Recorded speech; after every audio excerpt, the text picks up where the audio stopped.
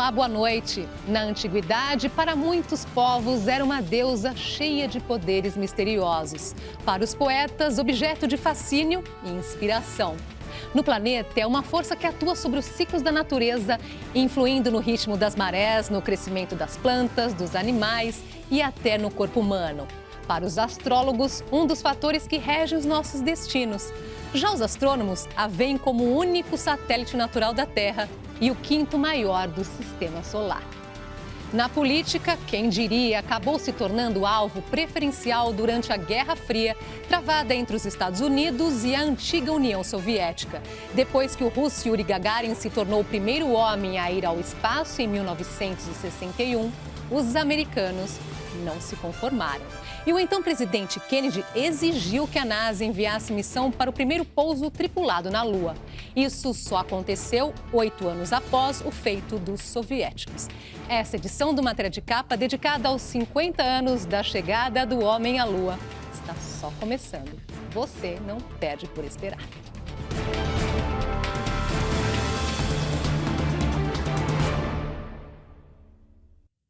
Se até hoje muita gente ainda duvida, imaginem há 50 anos como deveria ser difícil convencer as pessoas de que era possível enviar uma nave para uma viagem de 400 mil quilômetros até a Lua. E mais, depois de entrar em órbita do satélite, despachar um módulo com 2 astronautas para descer no solo lunar. Parecia ficção científica. 3, 2, 1, all engines running. Launch commit. Liftoff. We have liftoff. Era o dia 16 de julho de 1969, quando o foguete Saturno partiu de Cabo Canaveral, na Flórida, levando 3 astronautas para a histórica missão. Neil Armstrong, o comandante do voo e primeiro homem a pisar na Lua, Edwin Aldrin e Michael Collins eram os tripulantes da nave Apollo 11. 2 horas e 44 minutos depois, o foguete liberou a nave-mãe e a colocou na direção da Lua. Em seguida, era feita a primeira transmissão a cores de imagens da Terra, direto da Apollo 11. Um dia após a partida, era feita a primeira correção no rumo do voo. Estavam previstas outras 3, mas o lançamento foi tão perfeito que apenas uma foi necessária. No dia 18, Armstrong e Aldrin passam da nave-mãe para o módulo lunar, batizado de Eagle, Águia, para a primeira inspeção. Aquela pequena cápsula que iria levá-los até o solo da Lua.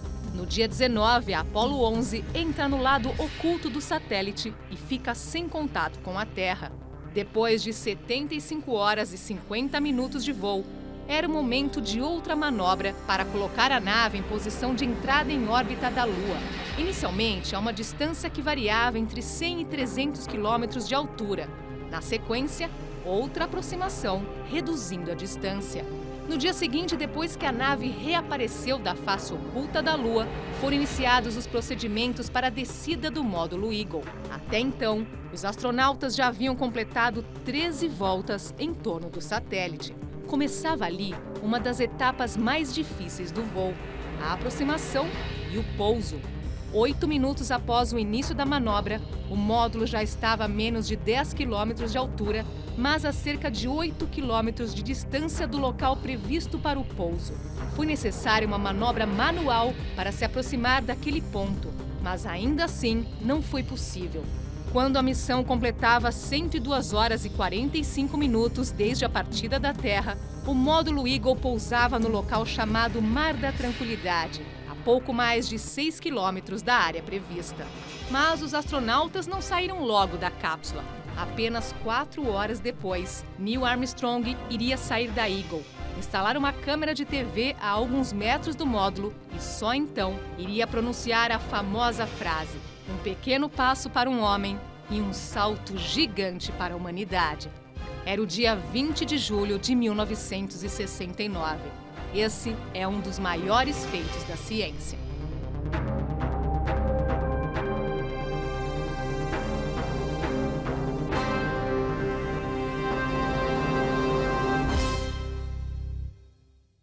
Você sabe quantas horas os astronautas permaneceram na Lua no primeiro pouso?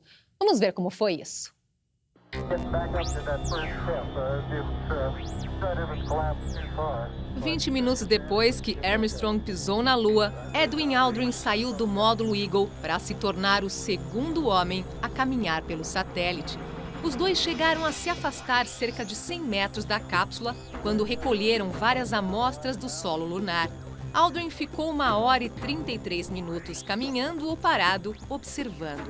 Ele mal acreditava que estava pisando no satélite da Terra, situado a 400 mil quilômetros de distância.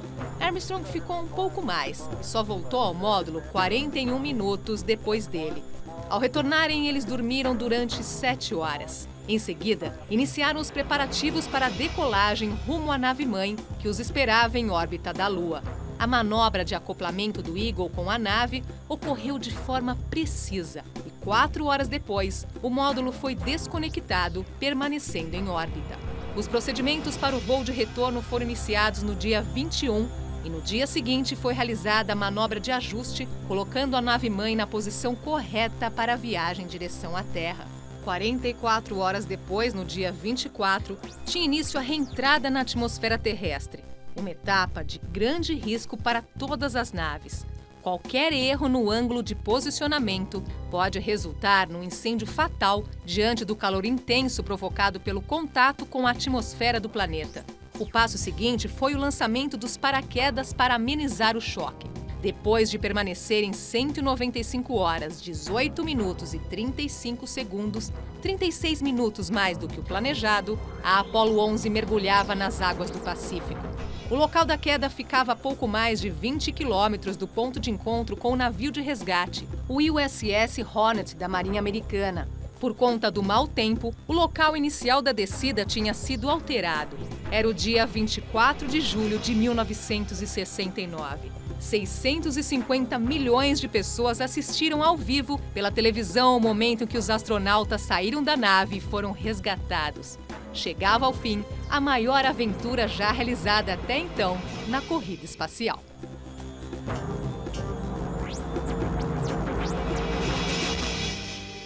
O que eu acho mais importante de enfatizar é assim, pela primeira vez ficou demonstrado que o ser humano não está preso à Terra. Ele pode realmente viajar para outros mundos, ele pode explorar outros mundos, quem sabe até futuramente morar em outros mundos. Né? Naquela missão Apollo 11, eles moraram por 21 horas na Lua, mas são as primeiras 21 horas que mostram que isso é possível. E essa é uma consequência que a gente ainda não viu na prática o que significa, mas talvez quando a gente olhar para trás 500 anos no futuro, a gente vai ver que foi o começo de uma nova era mesmo para o ser humano. 1 em cada 4 brasileiros acredita que o pouso na Lua não aconteceu. É o que diz uma pesquisa Datafolha.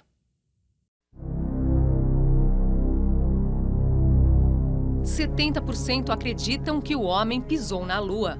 26% acham que não. E 4% dizem não saber. A descrença é maior entre as pessoas que já eram nascidas em 1969. Quanto maior a escolaridade, maior a crença de que a missão Apollo 11 aconteceu. Essa é a percepção dos brasileiros. Nos Estados Unidos, 6% dos norte-americanos acham que a ida à Lua é uma farsa. Já na Rússia, 57% das pessoas acreditam que as missões Apollo são uma mentira.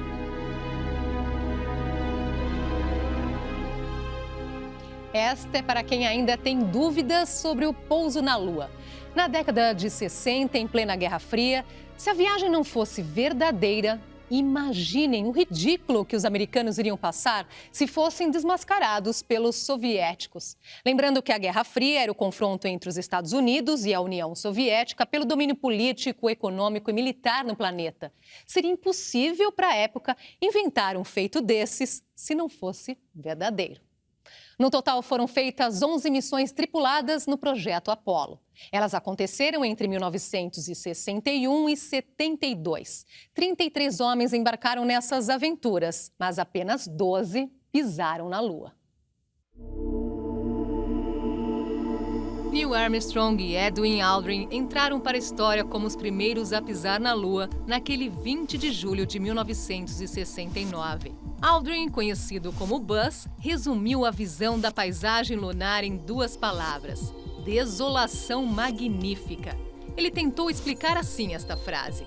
Se referia em parte à realização de estar lá e, em parte, à falta de vida. O terceiro homem na Lua, conhecido por sua baixa estatura para os padrões americanos, Pete Conrad, fez piada. Yupi, cara, isso pode ter sido pequeno para Neil, mas é enorme para mim. Dali em diante não faltou criatividade. Charlie Duck, o mais jovem a andar no solo lunar em 1972, aos 36 anos, exclamou: "Cachorro quente? Isso é ótimo!" A palavra hot dog é usada também nos Estados Unidos como expressão para dizer que algo dá muita satisfação. Detalhe: os batimentos cardíacos dele quando o foguete da Apollo 16 partiu rumo ao satélite da Terra chegaram a 144 por minuto. O coração de seu companheiro na mesma missão, Joe Young, parecia mais tranquilo. A frequência ficou em 70. Ou eu estava bem mais calmo do que pensei, ou já estava velho demais para o coração ir mais rápido, brincou a lenda da NASA, que pisou na Lua aos 41 anos e morreu ano passado aos 87. Restam apenas 4 homens vivos que tiveram essa experiência única.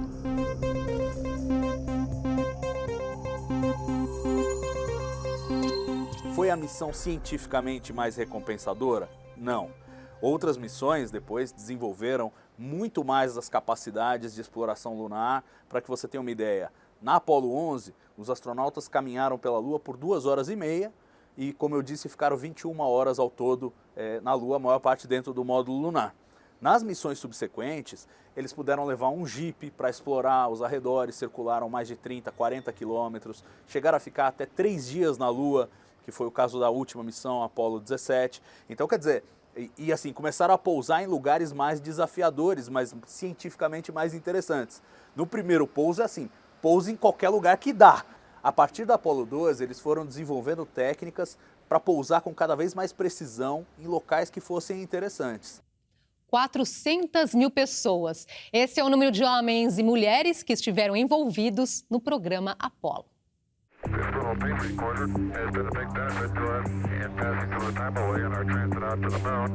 Astronautas, controladores, empreiteiros, fornecedores, engenheiros, cientistas, enfermeiros, médicos, matemáticos, programadores.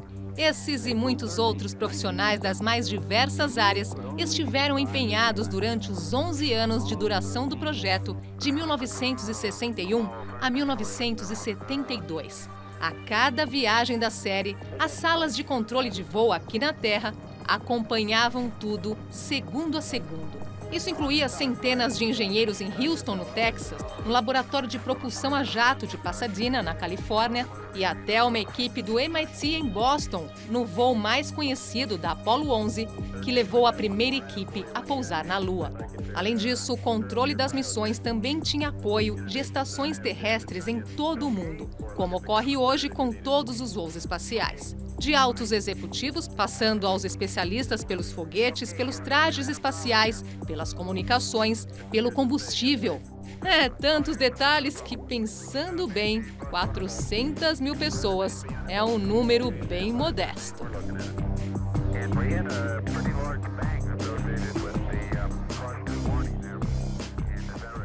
Para os povos da antiguidade, ela sempre foi uma deusa. Na astronomia e na física, um corpo celeste com forte influência sobre a Terra. Na astrologia, uma importante referência para nossos destinos. E para os apaixonados, uma fonte de inspiração. Quanta coisa para um único satélite!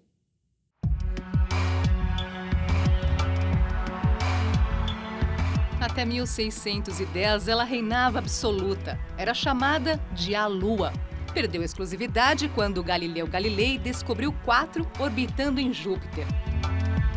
O planeta é o que tem o maior número de satélites naturais no Sistema Solar. São 79. O maior deles é Ganimedes, com 5.262 quilômetros de diâmetro.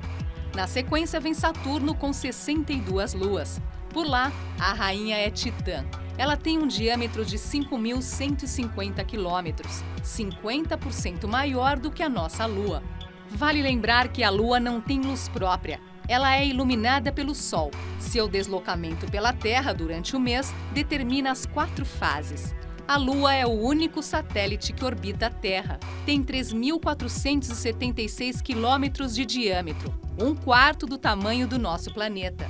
Só para se ter uma ideia, é como se ela fosse uma ervilha e a Terra uma moeda de 5 centavos.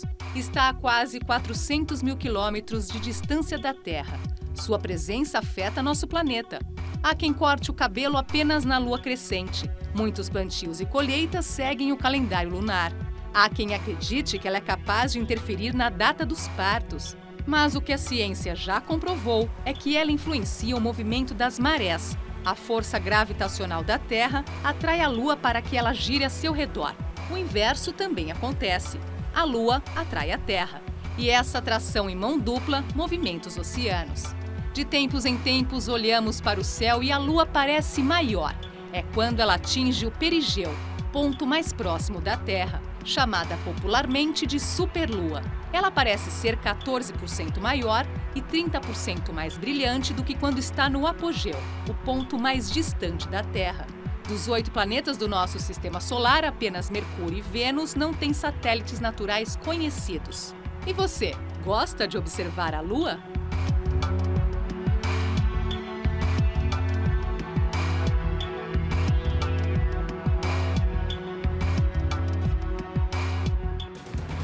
No próximo bloco, NASA vai investigar os asteroides Trojan, que guardam material resultante do Big Bang.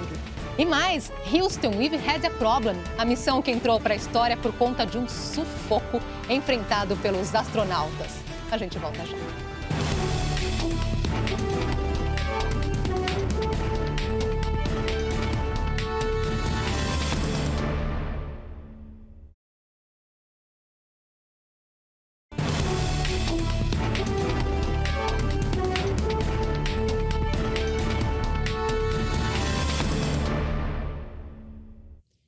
Na história da conquista do espaço, às vezes é mais importante voltar do que alcançar o objetivo da missão. Foi o que aconteceu com os astronautas da Apollo 13. Para eles, o grande feito foi ter voltado à Terra a salvo. Uma história que atraiu a atenção do mundo todo e ganhou as telas do cinema. Okay, Houston, we've had a problem here. This is Houston, say again, please. Houston, nós temos um problema.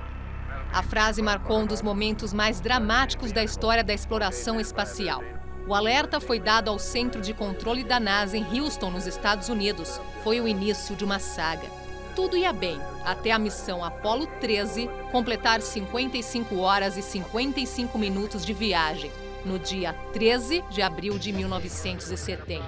Os astronautas ouviram um barulho. Um dos tanques de oxigênio explodiu e levou o outro a falhar também. Era possível ver o gás escapando da nave rapidamente. O oxigênio não servia apenas para respirar. Misturado ao hidrogênio, gerava eletricidade e água. A missão de pousar na Lua estava abortada. Mas restava outra, ainda mais desafiadora: levar os 3 astronautas de volta à Terra, salvos. A única chance de sobrevivência era buscar abrigo no módulo lunar. Foi o que eles fizeram. Estavam a 300 mil quilômetros da Terra. Mas havia uma grande preocupação com as baterias. Se elas parassem, não haveria energia suficiente para retornar. A volta estava calculada em 150 horas. E mais, a tripulação ficaria sem água cerca de 5 horas.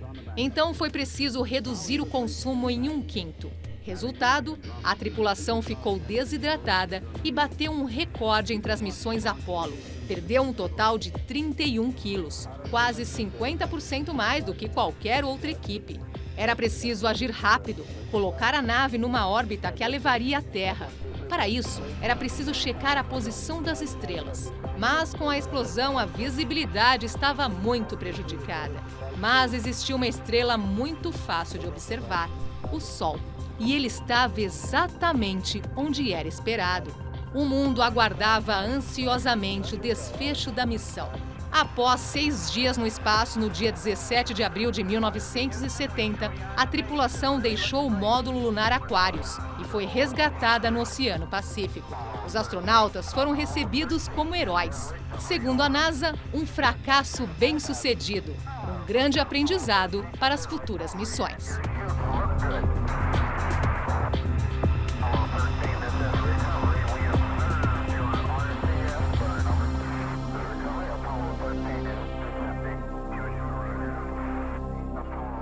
cada missão eles estavam correndo e aceitando riscos, com tecnologias ainda não totalmente testadas, e realmente era a pressa de chegar lá antes dos russos, né? Isso criava um senso de urgência. Nós tivemos as mortes na Apollo 1, né? Um acidente em solo ainda, em que eles estavam testando a cápsula, e um incêndio acabou matando os astronautas em coisa de 15 segundos, porque era uma atmosfera de oxigênio puro, e aquilo queimou rapidamente, matou os astronautas. O programa ficou parado mais de um ano para eles reformularem toda a nave. E depois, claro, tivemos o famosíssimo, que virou filme, Apollo 13, né? Em que um acidente a caminho da Lua, a explosão de um dos tanques da nave, detonou completamente o módulo de comando. E eles não tinham mais como pousar na Lua. Eles tiveram que usar o módulo lunar como uma espécie de bote salva-vidas, dar a volta na Lua e retornar para a Terra. Há tanta coisa para se descobrir no espaço que a NASA tem pelo menos 5 missões em andamento, entre naves que serão lançadas e outras que estão retornando. Vamos ver quais são.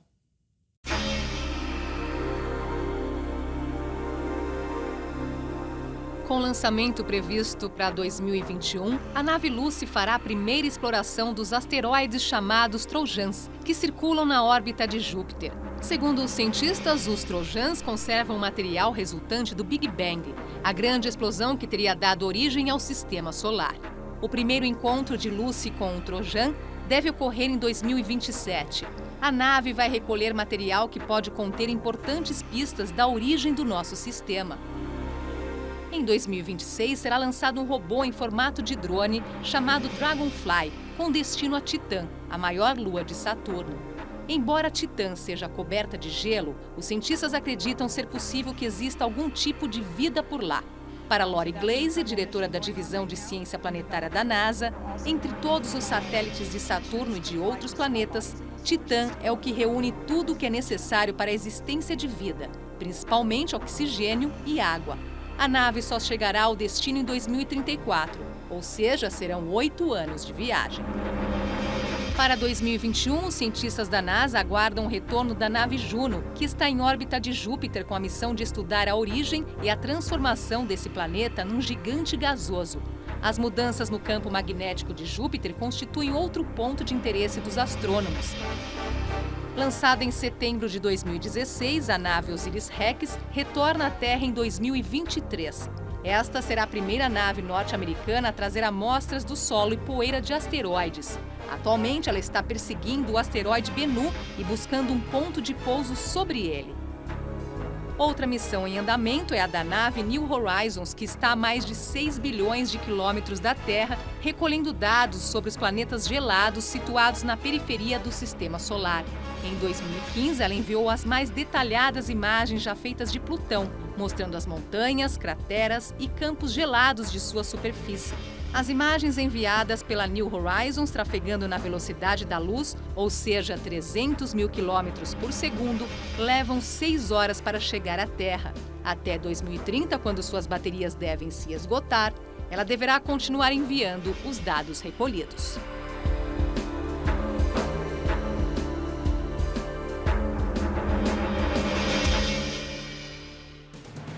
Daqui a pouco, conquista do espaço custou a vida de tripulantes que nem sabiam para onde estavam indo.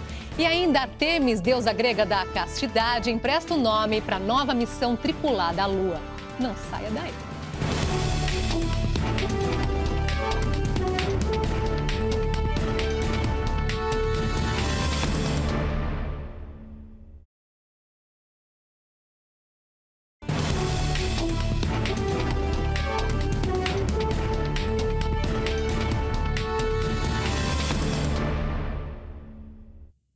Pouca gente se lembra, mas a conquista do espaço custou a vida de alguns tripulantes que foram embarcados sem saber do que se tratava.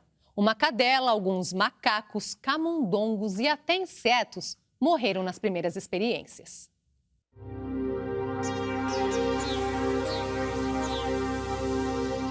A cadela Laika, a bordo de um foguete Sputnik, foi o primeiro ser vivo a entrar em órbita da Terra. Foi em novembro de 1957, mas ela morreu porque o foguete não estava preparado para voltar. 3 anos depois, os soviéticos lançaram 2 cadelinhas que tiveram mais sorte, Belka e Strelka. A tripulação também incluía um coelho, 42 camundongos e alguns insetos. Depois de entrar em órbita da Terra, todos voltaram vivos. Ao desembarcarem, Belka e Strelka nem pareciam ter sido afetadas pelo voo. Esse não foi o mesmo destino de diversos chimpanzés que também foram lançados ao espaço pelos Estados Unidos e a antiga União Soviética. Alguns foram e não voltaram.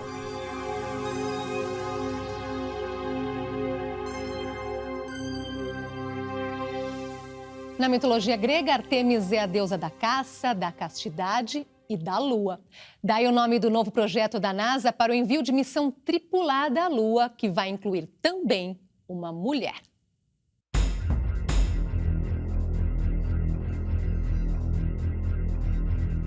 Estamos indo além da Lua para ficar. Mais do que preparar o próximo voo tripulado ao satélite previsto para 2024, o projeto Ártemis servirá de base para novas missões, incluindo o envio do homem a Marte. Como parte dos preparativos, a NASA aprovou 12 projetos de equipamentos que serão aproveitados nas próximas missões, todos desenvolvidos por empresas particulares. Um deles é um pequeno Jeep-robô, capaz de se afastar até 1 quilômetro do módulo de pouso, mapear o terreno e enviar as informações para a Terra. Outro é o sistema de computação capaz de resistir aos efeitos da radiação. Devido à falta de atmosfera e campo magnético na Lua, a radiação solar será sempre um desafio para os equipamentos eletrônicos. Desenvolvido pelo pesquisador Brock Lemers, em colaboração com a Universidade de Montana, o sistema promete resistir aos efeitos da radiação e garantir as comunicações entre a nave e os centros de controle em terra. Todos os equipamentos escolhidos deverão ser utilizados em outra missão mais ambiciosa que a NASA pretende enviar à Lua em 2028. O objetivo é estabelecer uma colônia permanente por lá.